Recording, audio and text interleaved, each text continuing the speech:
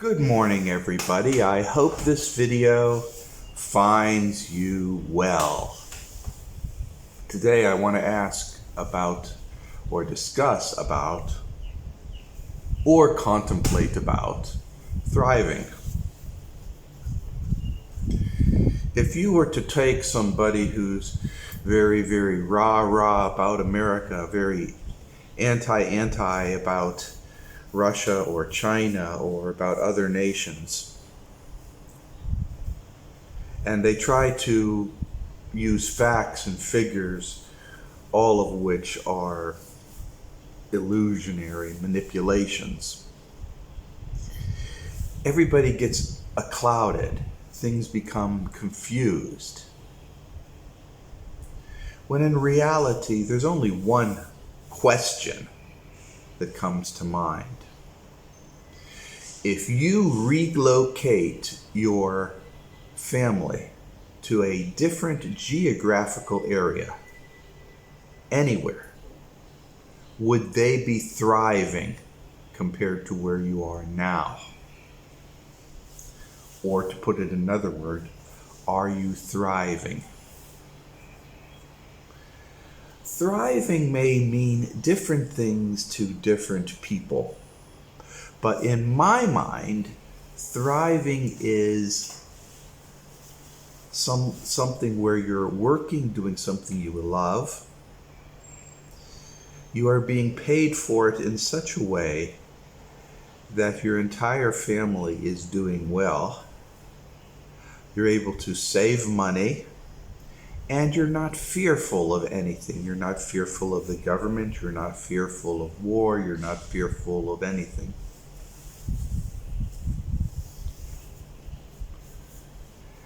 And your children, of course, are then also able to thrive. They can duplicate your success.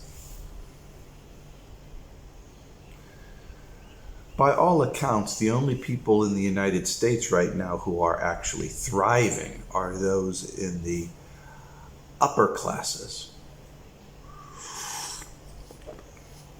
like the Romans during the Roman Empire, like the French aristocrats during the French Empire, like the British aristocrats during the British Empire.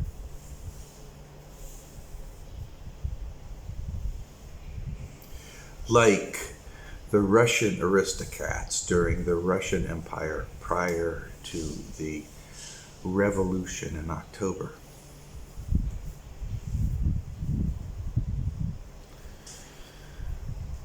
I sometimes get nauseated, upset to a point of nausea, when people come on over and they say, well, you know, China is going to eventually overcome the United States GDP. That's such a bullshit measurement. It boggles the mind that people consider it serious. But firm believers are firm believers, and you can't change their points of view. The other day, I'm on a couple of email, what do you call these things? Sort of like an email club. People send their various thoughts and emails and articles they find of interest to each other. They throw them back and forth. And I'm part of this email club. And a guy in there was talking, and he's going on and on and on about the fake COVID and fake this and fake that, and how masks don't work and all this other kind of stuff. And it's his point of view. I just kind of leave it there. But it's almost like he was like trying to poke at me, you know, trying to poke at me. And so, you know, I told him, I says, guys,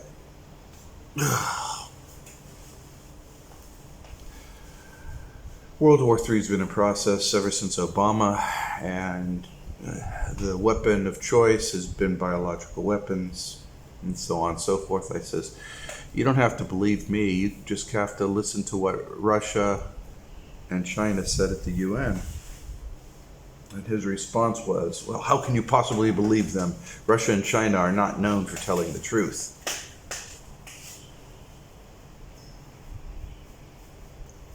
In America, they're not known for telling the truth because America is always constantly lying. People. A habitual liar continues to lie. China is a very factual organization. They don't need to lie. You don't like the information, they don't give a shit. And Russia, you see what's going on in the Ukraine? They may lie by omission, but they don't lie outright.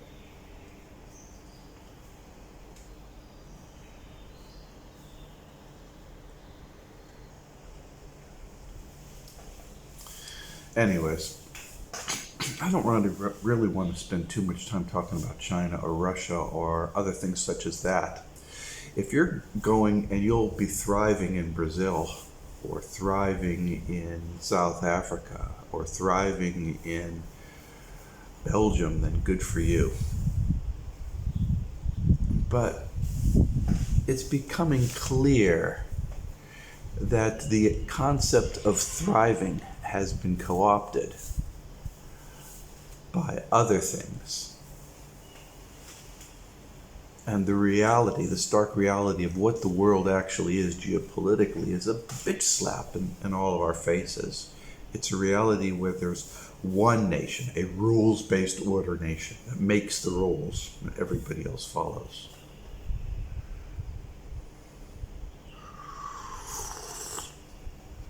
And that nation is controlled by oligarchs that are served by slaves.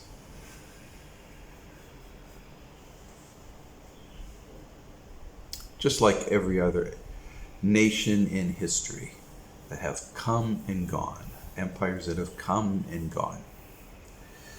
We can't really control the geopolitical realm except within your own individual reality, and that is through affirmations. But you can do what you can to control your life. It's scary times. I know there's a lot of prepper stuff, and I'm even putting some prepper and shit hit the fan information on some of my articles. But, guys, that's not the big thing that's important. The big thing is, what can you do for you to survive and thrive? For many years, I had a good paying job or jobs, but I'd get a job and then I'm gone. I get a job and then I'm gone. I get a job and then I'm gone. Part of it was because of my role within Majestic. I had to be Mr. Normal. I had to see what it was like. But on the other hand,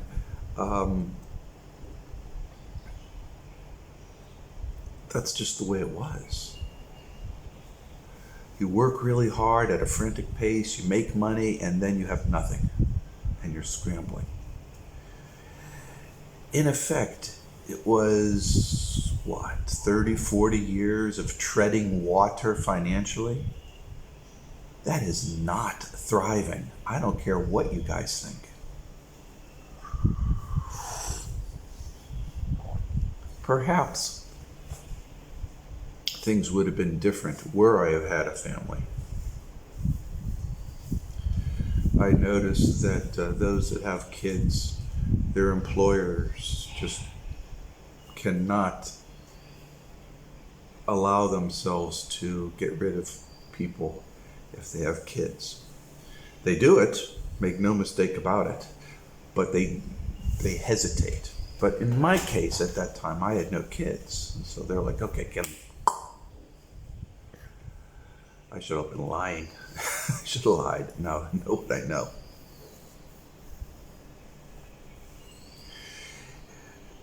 Thriving. The idea of thriving. That's an important idea that nobody's really talking about these days. They're not. The importance of thriving. Why are you where you're at if you're not thriving? Why are you doing what you're doing if you're not thriving? Why are you living where you're living if you're not thriving? You have to be thriving. That's what your life has to be about. It has to be about thriving. You have to be eating good, healthy foods, not GMO fast food. You have to hear birds singing in the morning. You have to get up at your own pace in the morning and do what you love to do at work. You can't be fighting traffic all the time.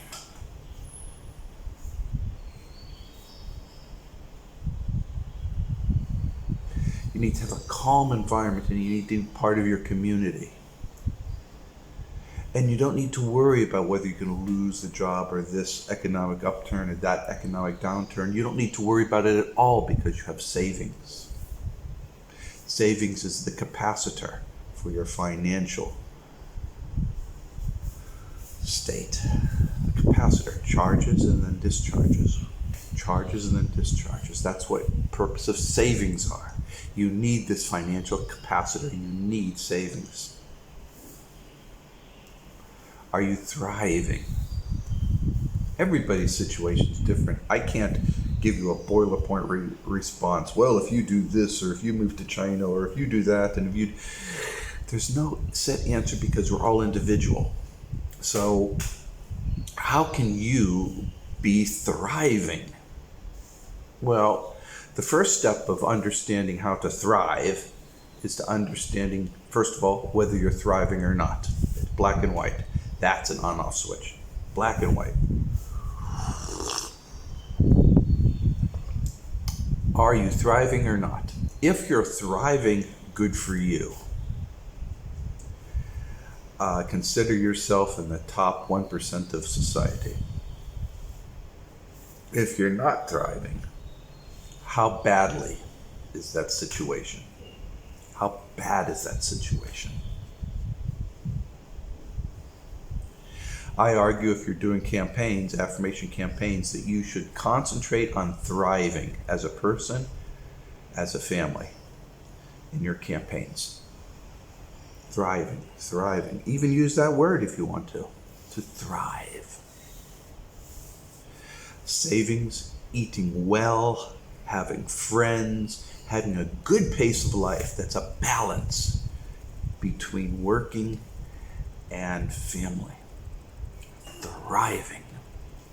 Thriving is very, very important. Thriving is very, very critical. And I'm repeating myself because it's something I want to underline through this entire discussion here. Thriving.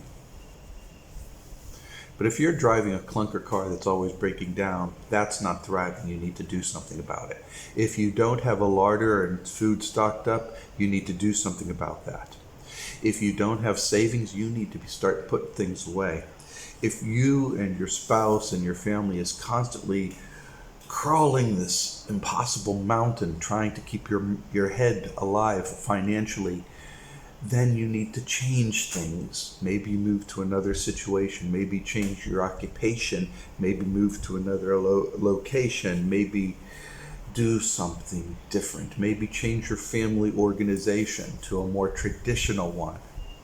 Instead of both of you are working really hard to put money towards this big McMansion with a big lawn that you're spending all weekend mowing, to a small apartment in a small town where one person works and the other person takes care of all the domestic issues. I've talked about this before. I really have. I've talked about this before. And it's one of the most important and fundamental aspects of what you have to do in your life. And I'm going to sound like a real bad chauvinist right now, a traditional guy who is anti-social justice warriors and all that other nonsense. But people, if you are in a family, if you are a man and a woman, and if you're not a man or woman, the system still pertains to you. You just adapt to who is it and who is a ziz, or whatever you may call them, and you adapt with this advice. You adapt to it.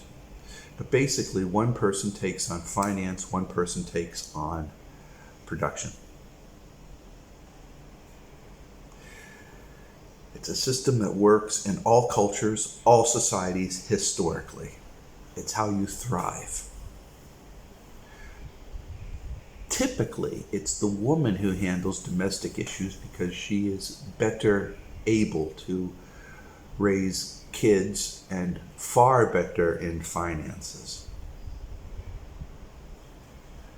I know I'm going to get lots of hate. I know I'm going to get lots of hate for saying this. And there are many exceptions to that. So please, if you are one of the groups that fall in that exceptions, you can disregard what I have to say. But seriously, men, you give all your money to your wife and she'll give you a little bit for your wallet. And then she takes the rest of it. She puts some in savings. She puts some in buying things for a stocked up larder. She takes care of all the bills. And she plans and creates a good living environment for you and your family. And who cares what the rest of the world thinks?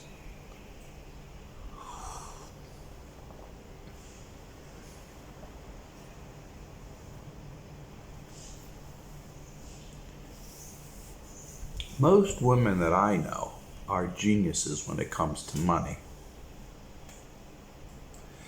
Almost to a point of insanity, really. I'm not going to buy that shirt.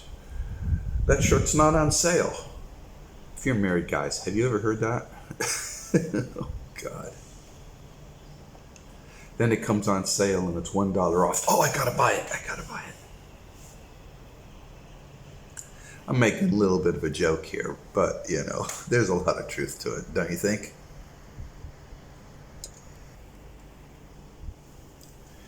So I guess I'm not being able to tell you how so much to make your family thrive. I just really believe that a traditional lifestyle and scaling down so that you live under your means. Who says you need to have a 5-bedroom McMansion? Why do you need 3 cars? What is a big 5-acre plot of land buying you? You need to scale down to something that is under your means. Then, as your means increase, the difference between where your means are to day-to-day living and your income, what you contribute to your family, that's a measure, this distance, this delta, this distance between how much you make and how you live is a measure of thriving. Right now, many people are here underneath because of emergencies, coronavirus, economic situations, government mismanagement, high expectations, television, movies. You're under here. You cannot be that way. That is not sustainable. That is not good for you. It's not good for your kids. It's not good for your spouse. You need to have your income higher than your standard of living. The difference, again, is the rate of thriving. The higher, the bigger the gap, the more you're thriving.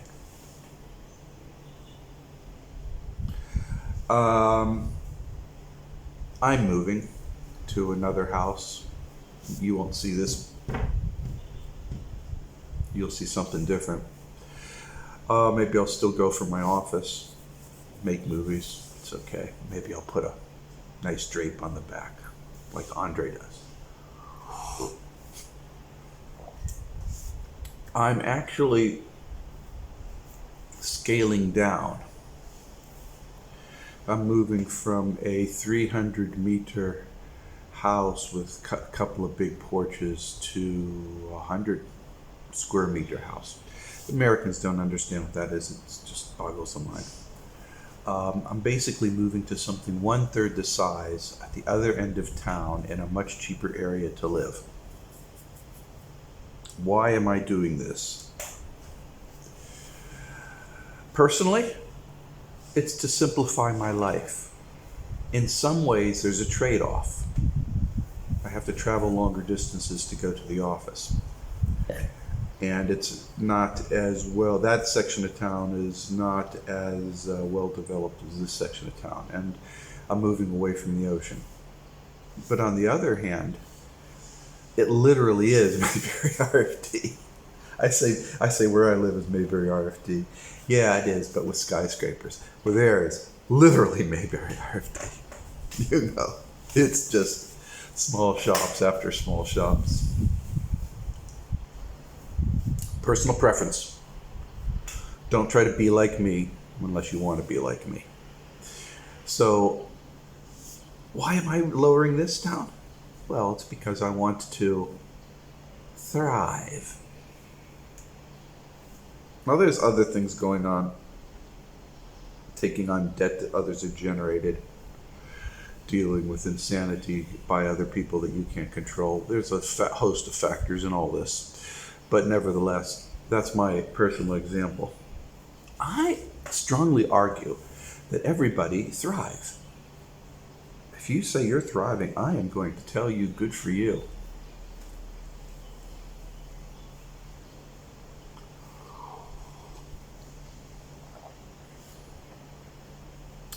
The first key, again, to understand if you're thriving is to find out where you are.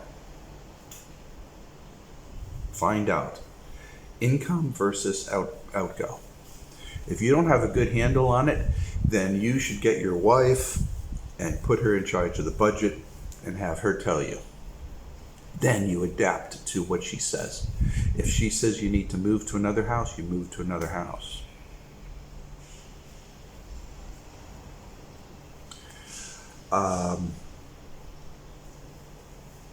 That's the first step. The second step to thriving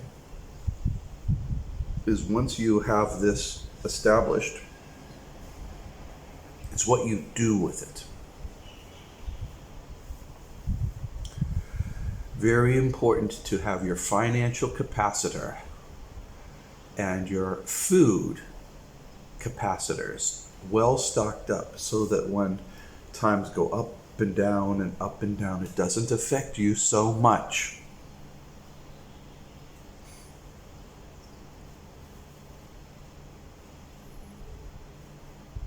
If you do those three things, identifying where you're at, and then setting it so you have this, setting up your capacitors, your financial capacitor and your food capacitor, you will be better than 99% of the rest of the people that surround you. So I argue this, and I tell this to everybody. I'm going to tell it to you, and I repeat myself. You have to not use television or media as examples. Everybody is different, and you need to find your way, your own special and unique way for you and your loved ones to thrive.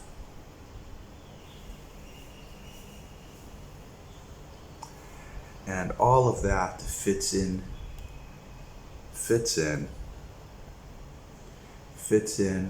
my general statements, which are: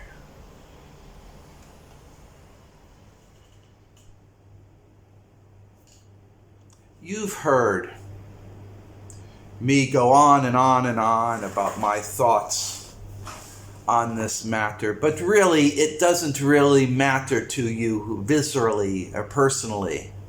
What matters is how you handle your life on your terms. Throughout our lives, we're being told by others what to do and how to do it, and what we're doing wrong. And I'm here to tell you that you are doing things right. You are the one who defines your life because only you have all the information at your fingertips. Only you have experienced your pains, your strifes, your trials, your experiences. And you are because of your experiences. And don't let other people, corporations, governments take that away from you. Use who you are to make your life better.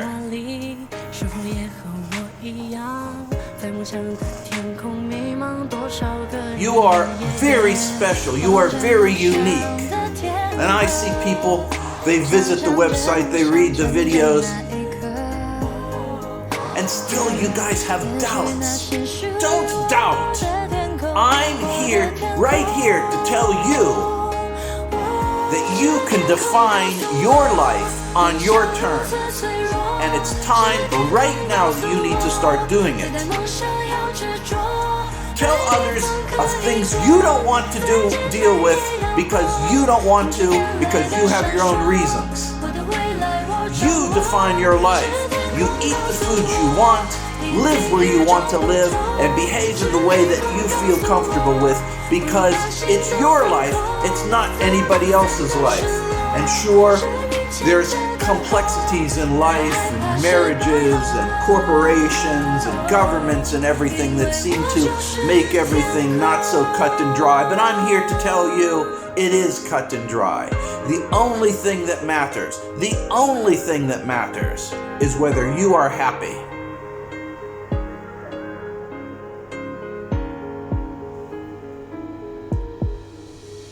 I just wrote an article, showed this woman, she cleans up in Japan after people commit suicides, and she makes these little dioramas of what the house looked like.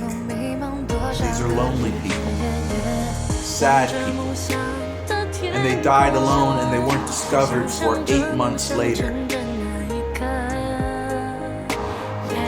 Don't be a forgotten soul that kills yourself in darkness. Go out. Be part of the community. Talk with other people. Participate in life. Make a difference in the world around you. And don't be sucked into other people's issues.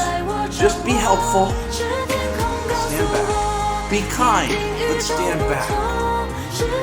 Embrace that which you love, whether they're children, dogs, cats, squirrels, or rodents. Whatever makes your boat float, by all means, go for it.